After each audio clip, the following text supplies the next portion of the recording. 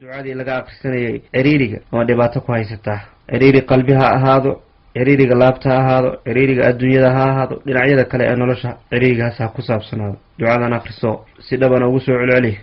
ilaahayna ku kalsoonow oo ka ajiibi doonaa ducada waxa weeye يا فارج الهم ويا كاشف الغم فرج همي ويسر أمري وارحم ضعفي وقلة حيلتي وارزقني من حيث لا أحتسب يا رب العالمين.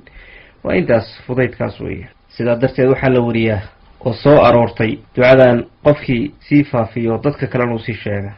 ilaahay dhibaatada saaran uu ka qaadaya qofkaas haddaad adigu ka faa'iiday agtaada ha dhigin faa'iidadana adigaa ku koobin dadka kalena u faa'iidee allaad baryaysaa waxaad leedahay rabbigii murugada qaadayayo oo rafacayay allihii kala furfurayay waxyaalaha isku